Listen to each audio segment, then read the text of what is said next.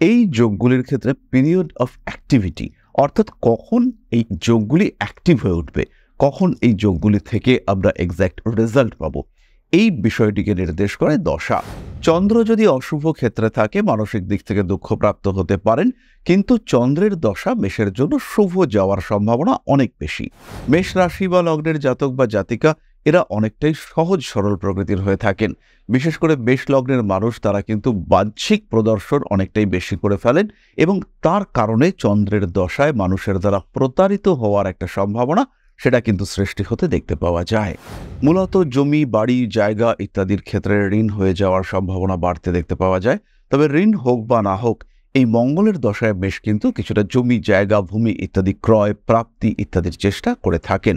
অর্থহানি, ভুল বোঝাবুঝি, কাছের মানুষের সঙ্গে দূরত্ব সৃষ্টির সম্ভাবনা এইটা কিন্তু রাহুর দশায় দেখতে পাওয়া যায়।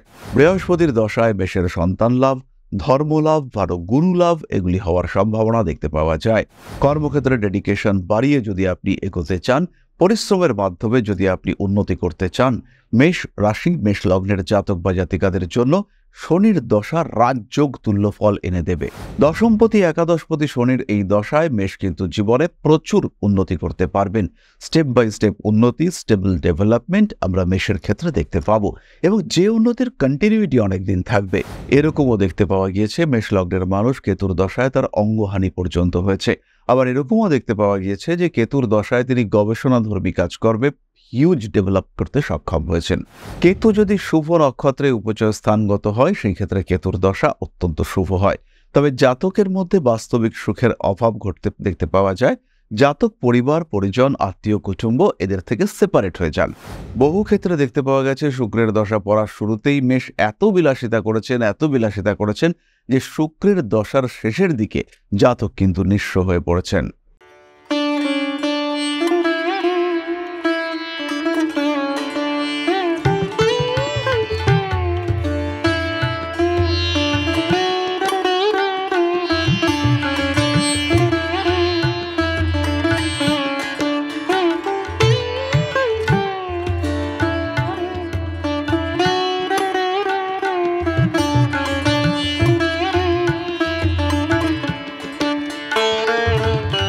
নমস্কার, ঋষিবাণী ইনস্টিটিউট অব ভেদিক অ্যাস্ট্রোলজির পক্ষ থেকে স্বাগত জানাই আজকের জ্যোতিষ আলোচনায়। আমি শান্তনু আপনাদের সঙ্গে। আলোচ্য বিষয় দশা। আলোচনা করব আমরা মেষ রাশি নিয়ে। প্রথমেই যে বিষয়টি আমাদের বুঝতে হবে সেটি হলো দশা কি। দশা হলো পিরিয়ড, টাইম।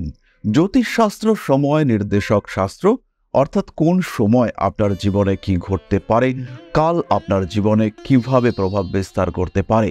কাল অর্থাৎ সময়, এই কাল আপনাকে কোন পথে নিয়ে যাবে তাকে নির্দেশ করে দশা। জন্মকুণ্ডলিতে বিভিন্ন ধরনের গ্রহযোগ আমরা দেখতে পাই। কখনো আমরা দেখতে পাই দারিদ্র যোগ, কখনো আমরা দেখতে পাই রাজযোগ, কখনো আমরা দেখতে পাই কাল সর্পযোগ, কখনো মাঙ্গলিক যোগ। এই যোগগুলির ক্ষেত্রে পিরিয়ড অফ অ্যাক্টিভিটি অর্থাৎ কখন এই যোগগুলি অ্যাক্টিভ হয়ে উঠবে, কখন এই যোগগুলি থেকে আমরা এক্স্যাক্ট রেজাল্ট পাবো, এই বিষয়টিকে নির্দেশ করে দশা।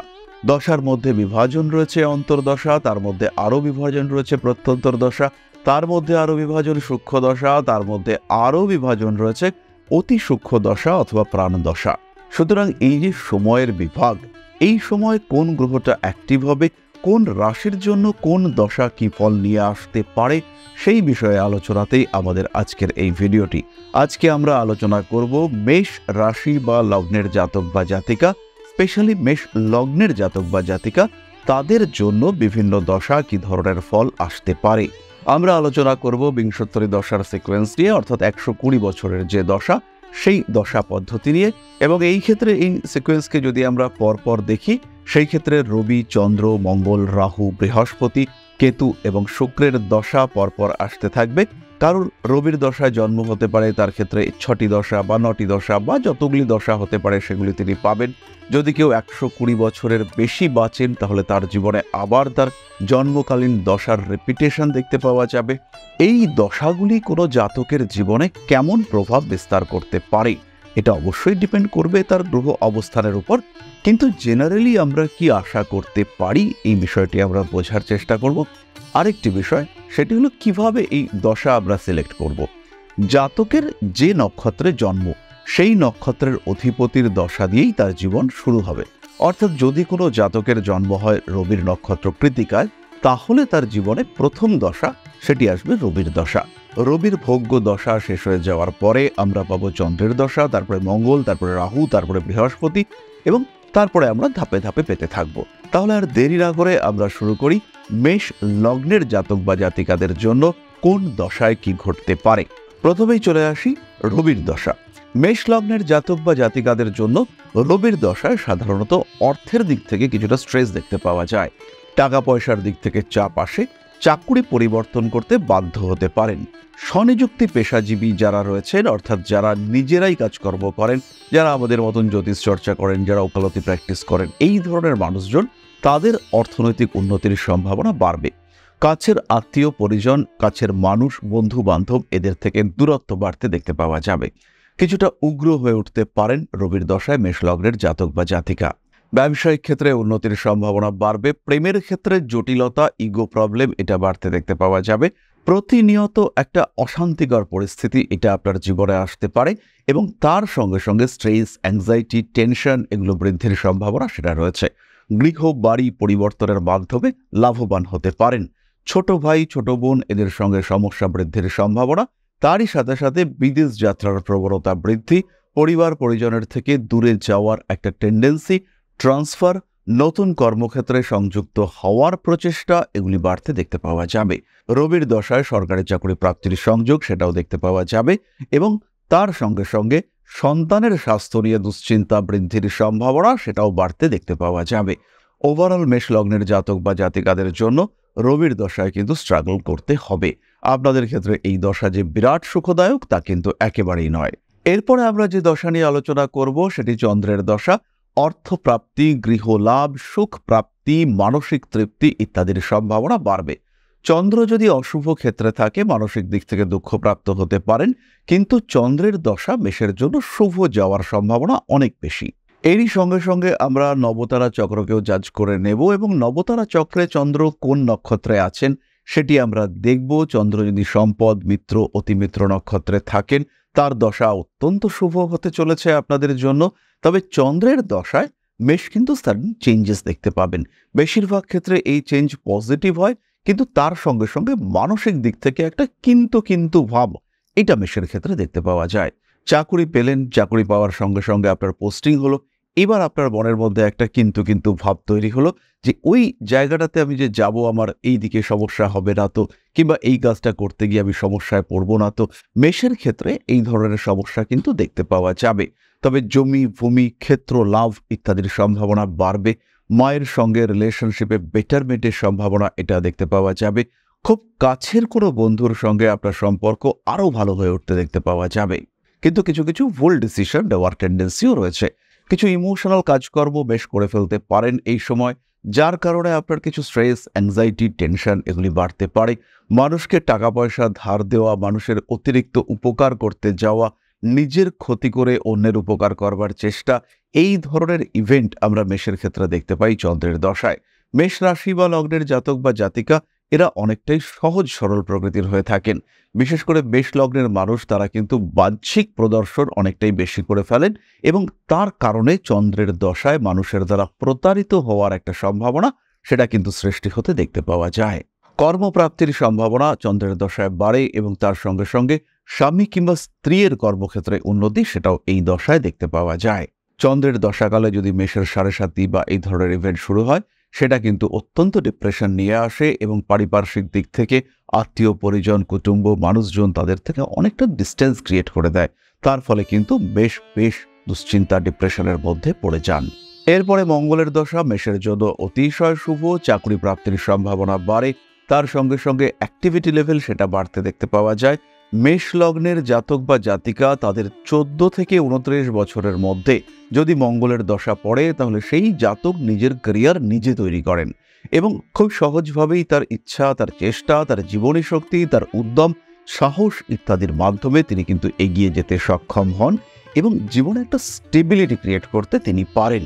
মেষ রাশি, মেষ লগ্নের জাতক বা জাতিকা মঙ্গলের দশায় অতি সহজেই তারা একটা স্টেবল ফ্যাক্টর ক্রিয়েট করতে পারেন। জীবনকে দাঁড় করিয়ে দেওয়ার জায়গা এটা খুব সহজেই তারা তৈরি করতে পারেন। ব্যবসায়িক ক্ষেত্রে এই সময় উন্নতি দেখতে পাওয়া যায়, তবে কিছু কিছু মানুষ মঙ্গলের দশায় তারা কিন্তু ঋণগ্রস্ত হয়ে পড়েন।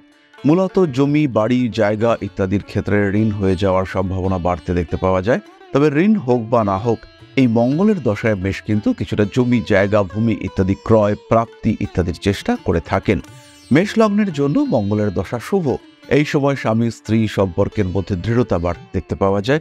সুখ থাকুক বা না থাকুক, কিন্তু পারস্পরিক অ্যাটাচমেন্ট এইটা কিন্তু অনেকটাই বাড়তে দেখতে পাওয়া যায়।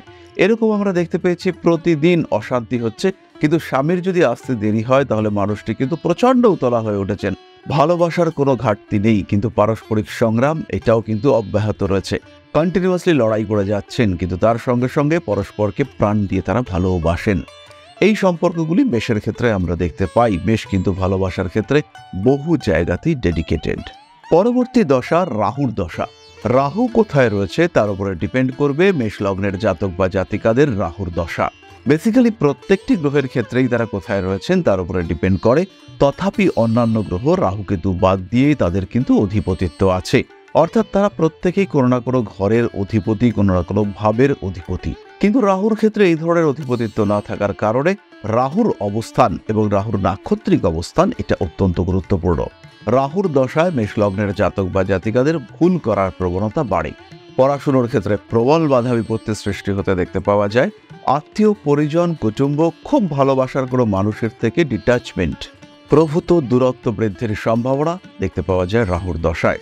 অর্থহানি, ভুল বোঝাবুঝি, কাছের মানুষের সঙ্গে দূরত্ব সৃষ্টির সম্ভাবনা এইটা কিন্তু রাহুর দশায় দেখতে পাওয়া যায়। কিছু কিছু মানুষ মেষ লগ্নের তারা রাহুর দশায় ফাটকা টাকা পয়সা উপার্জন করতে পারেন। কিছু কিছু মানুষের মধ্যে প্রবল অর্থনৈতিক উন্নতির সম্ভাবনা সেটাও দেখতে পাওয়া যায়। তাদের জীবনের ধারা বদলে যায়, কিন্তু তার সঙ্গে সঙ্গে বিলাসিতা, অ্যাডিকশন এগুলো কিন্তু মারাত্মক আকার ধারণ করে। অর্থাৎ মেষ রাশি, মেষ লগ্নের জাতক বা জাতিকা তাদের রাহুর দশায় যদি অর্থনৈতিক ক্ষেত্রে উন্নতি হয়ও, সেই ক্ষেত্রে অন্যান্য কোনো না কোনো ক্ষেত্রে, সেটা ম্যাক্সিমাম ক্ষেত্রে দেখতে পাওয়া যায় পারিবারিক ক্ষেত্রে বড় সমস্যা সৃষ্টি হতে দেখতে পাওয়া যায়। মেষ লগ্নের কিছু কিছু মানুষ রাহুর দশায় গৃহত্যাগ করবার মানসিকতা গ্রহণ করেন। বেশ কিছু মানুষ তাদের মধ্যে সন্ন্যাস ধর্ম গ্রহণ করা, বাড়ি থেকে আলাদা হয়ে যাওয়া এরকম ঘটনাও দেখতে পাওয়া গেছে। রাহুর দশায় মেষের বিদেশ যাত্রার যোগ সৃষ্টি হয়। রাহুর দশায় মেষের প্রতারিত হওয়ার যোগ সৃষ্টি হতে দেখতে পাওয়া যায়। মেষ কিন্তু আলটিমেটলি রাহুর দশায় যে উন্নতি করে উঠতে পারেন তা কিন্তু নয়।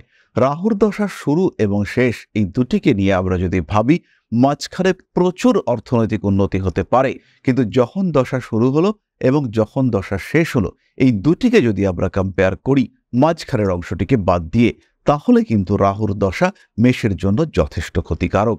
এবং আলটিমেটলি দেখতে পাওয়া যায় যে রাহুর দশার আগে এবং পরে মেষের অবস্থার কিন্তু অবনতি ঘটেছে। এই সময় মেষ পার্টনারশিপের ক্ষেত্রে গন্ডগোল করে ফেলেন। মানুষকে ভরসা করে, বিশ্বাস করে, ডিপেন্ড করে মেষের ঠকে যাওয়ার টেন্ডেন্সি তৈরি হয়। আগেই আমরা বলেছি এই সময় মেষের প্রতারিত হওয়ার সম্ভাবনা সৃষ্টি হয়, এবং এই সময় কিন্তু মেষের জীবনে কিছু নেগেটিভ ইনসিডেন্ট ঘটতে দেখতে পাওয়া যায়। মেষ কিন্তু সমস্যায় পড়েন এই সময়।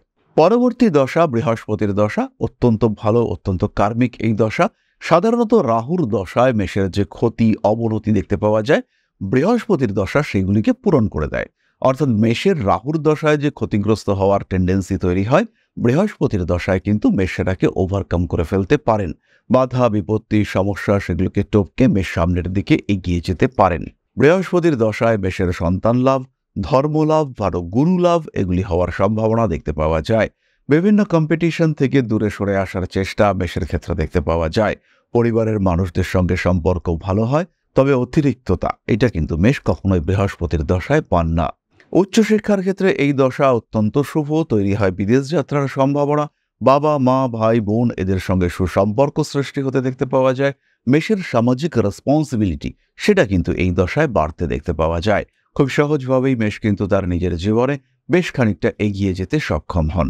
অনেকটাই মেষের জীবনে অগ্রগতি দেখতে পাওয়া যায়। কখনো কখনো বৃহস্পতির দশায় পারিবারিক দিক থেকে কিছু অশান্তি আসে। এই দশায় মেষের বিয়ে হয়ে যাওয়ার সম্ভাবনা সেটাও বাড়তে দেখতে পাওয়া যায়। সন্তান প্রাপ্তির কথা তো আমরা আগেই বলেছি, তার সঙ্গে সঙ্গে সন্তানের ইমপ্রুভমেন্ট, সন্তানের সুস্থতা, তার শিক্ষাক্ষেত্রে উন্নতির সংযোগ এগুলিও কিন্তু বাড়তে দেখতে পাওয়া যায় বৃহস্পতির দশায়। মোটের ওপর যদি আমরা এক কথায় বলতে চাই, বৃহস্পতির দশায় মেষের স্টেবিলিটি বৃদ্ধি পায়, মেষ স্থিতিশীল হয়ে আসেন এবং ধীর স্থিরভাবে নিজের লক্ষ্যের দিকে এগিয়ে যাওয়ার প্রচেষ্টা সেটা কিন্তু মেষের ক্ষেত্রে দেখতে পাওয়া যায়। পরবর্তী দশা শনির দশা। মেষ রাশি মেষ লগ্নের জাতক বা জাতিকাদের জন্য সবচেয়ে কার্মিক এই দশা।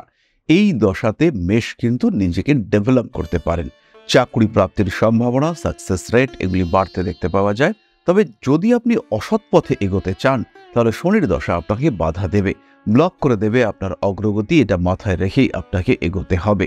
কর্মক্ষেত্রে ডেডিকেশন বাড়িয়ে যদি আপনি এগোতে চান, পরিশ্রমের মাধ্যমে যদি আপনি উন্নতি করতে চান, মেষ রাশি মেষ লগ্নের জাতক বা জাতিকাদের জন্য শনির দশা রাজযোগ তুল্য ফল এনে দেবে। দশমপতি একাদশপতি শনির এই দশায় মেষ কিন্তু জীবনে প্রচুর উন্নতি করতে পারবেন। স্টেপ বাই স্টেপ উন্নতি, স্টেবল ডেভেলপমেন্ট আমরা মেষের ক্ষেত্রে দেখতে পাবো, এবং যে উন্নতির কন্টিনিউটি অনেক দিন থাকবে।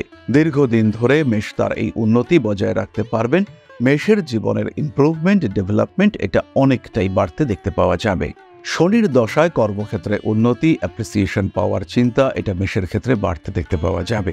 তবে কিছু কিছু ক্ষেত্রে জাগতিক সুখ থেকে মেষ কিন্তু বঞ্চিত হবেন, এবং এই যে জাগতিক সুখ থেকে বঞ্চনা, এটা কিন্তু মেষের জন্য বড় রকমের সমস্যা নিয়ে আসতে পারে। মেষের মনের মধ্যে ডিপ্রেশন, অ্যাংজাইটি এগুলো তৈরি হতে দেখতে পাওয়া যাবে। আরও একটি বিষয়, শনির দশা রাহুর দশা, এই দশাগুলিতে মেষের কিন্তু রোগাক্রান্ত হওয়ার সম্ভাবনা এটা বাড়বে। শনির দশা মঙ্গলের অন্তর্দশায় আর্থারাইটিসের শিকার হয়েছেন মেষ রাশি মেষ লগ্নের বহু মানুষ।